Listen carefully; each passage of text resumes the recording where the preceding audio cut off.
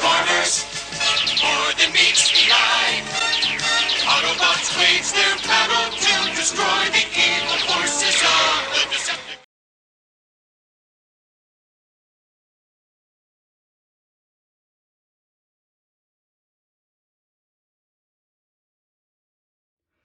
Hello everybody, this is Toys R Us, and for this special figure showcase we're going to be looking at the new Transformers Earthrise War for Cybertron Thrust. What we're going to do with this video, we're going to unbox him live on this video in a second. We're going to have a look at everything that comes inside the packaging. I can already see that there's a tech spec sort of decoder there as well. We'll have a look at all the accessories that come with him. We'll have a look which way he displays best in, and of course we'll do some comparisons with some other Thrust figures down the Generations line. So we're going to start off by looking at the fantastic artwork we've got on the side there. Interestingly enough, he's in his alternate mode, and again, brilliant artwork. Before we go much further on this, I want to say a special thank you to the Space Bridge, which is the shop. His name's Paul. He also does online and usually the TF shows, but at the moment obviously they're not on.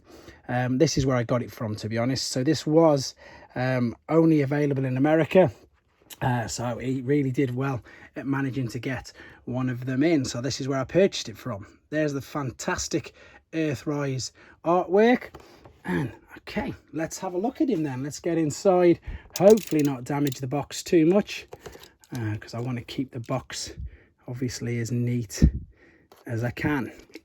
Yeah, this is really difficult to get hold of in the UK. I believe it's quite hard to get hold of in the States still as well, so really pleased to be able to get this. It is a Voyager class figure, so it is nice and big. I'm going to take this out. I'm going to have a look. There may or may not be something written there.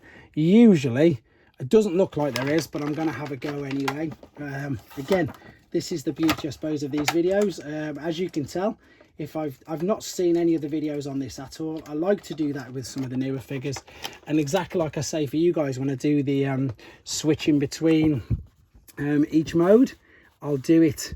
Oh, there we go. It says 0 there. That light's reflecting terribly, unfortunately.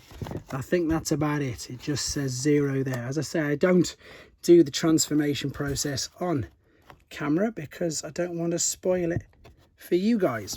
Okay, so there we go. That's what it says on the back of that. The rest of the stuff we've got is just the normal bump and the instructions, and every single thing else is in there. So what I'm going to do now, I'm going to take him out of that packaging, and then we'll have a real good look at him. Right then, so I've took him out of the plastic casing. That was really simple. There was only, you know, one sort of tie wrap holding him in, so that made it much better to get him out without having to reattach things to him afterwards. First thing I noticed, and I didn't point it out straight away, I don't know if it's controversial or not, but look, he's actually got the cone head. I know that, again, funnily enough, this splits the fandom down the middle, cones up or cones down on the G1, but with this guy, there's no choice. It doesn't even know. It's completely fused, so you can't put it down even if you wanted to. While we're here then looking at the head, yeah, we've obviously got articulation to twist it side to side, backwards and forwards, and I'm pretty much sure the same with all these new figures. Yeah, full rotation in the shoulders, biceps or elbow, however you want to call it. The wrists this time are going up and down, which is good, rather than side to side. So I've never seen one of these molds before, so I apologize if I miss anything out. The guns, I think, yeah, we can detach them, but I'm not going to just yet.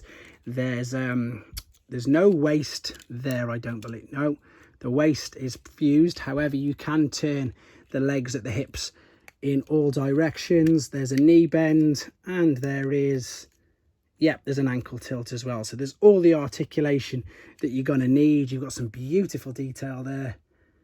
I suppose engine thrusters on his chest. Everything's just looking really good, to be honest. Really good. Yeah, I've already said I've not seen one of these particular molds before. Of course, the other Seeker molds we've seen quite a lot of. So there we go.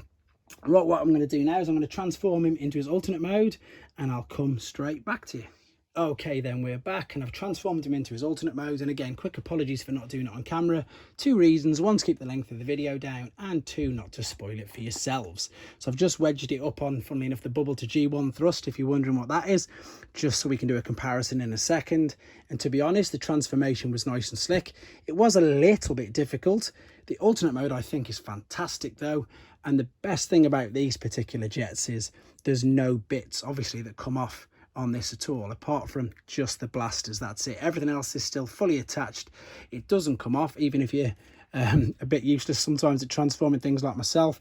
Whereas the other thrust, I'm sure, if memory serves me right, I think it's got 13 pieces, you know, to build it up and down, rather, with taking the wings off. If I want to be super pedantic, there's no landing gear, and there's a big gaping hole underneath there.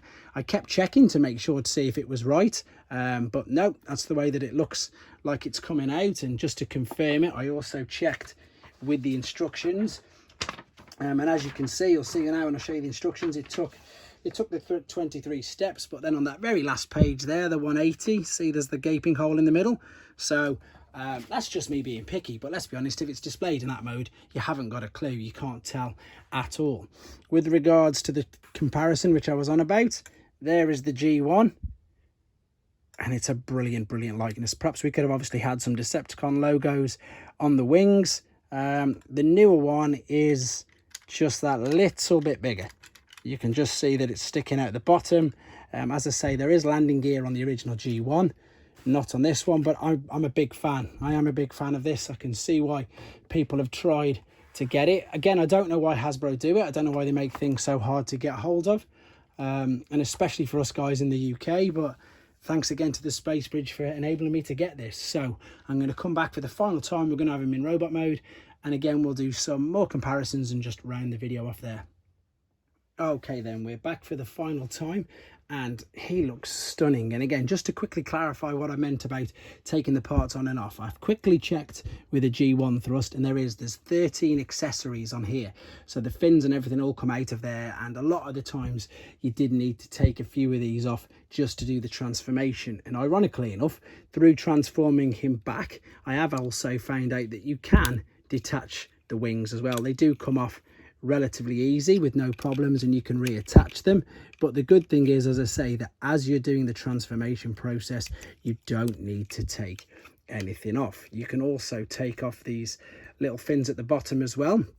Again, I wasn't sure of this as I was doing it. There's nothing on in the instructions. The 2 bits that I was on about that you can definitely take off, of course, are the blasters. And the reason why I've left them off is because you can just basically show you how you can hold them. They can either be on his shoulders like such, which is pretty much, of course, the G1 way, which of course he still looks good like that. Or you could also put them in his hands as well, so he's got like proper blasters. Either way, I think, to be honest, looks really good.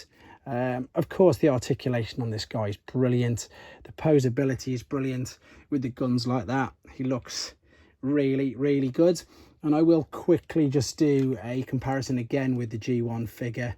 And do you know what? I think I'm going to keep these weapons in his shoulders, just mainly because I'm such a G1 aficionado. And again, it's stunning, isn't it? And this is where you see how much bigger it is compared to the G1 version. I'm just going to pick the camera up actually, and we'll have a look at that. So you can see there, I suppose all it's really missing, if I'm being super pedantic, is just maybe a few more stickers, but I'm sure that other third-party companies like Toy Hacks and things like that will rectify that very soon. But I don't know if there's a market, because I don't know how widely available these were. I'll just do another quick comparison. Although it's a different mold, this is of course the other Seeker. In fact, I've had an idea, because let's go with the colour. Let's go with the theme of red. So there's of course Thundercracker, and there's Red Wing. All of which are very good. I like them all, and I'm very impressed with this new guy, to be honest. So if you're lucky enough to find one out there, he's definitely worth hunting down. Whether or not they'll re-release him or reissue him, I really don't know. I wish I had the answers, and I wish I could perhaps get them to do so, but there we go. I hope you enjoyed looking at him. I hope it helped you with your idea, with your decision on whether you want to get one or not. And yeah, keep your ideas and suggestions coming forward, and of course, please take care. Thanks for watching. Like and comment, and don't forget to subscribe.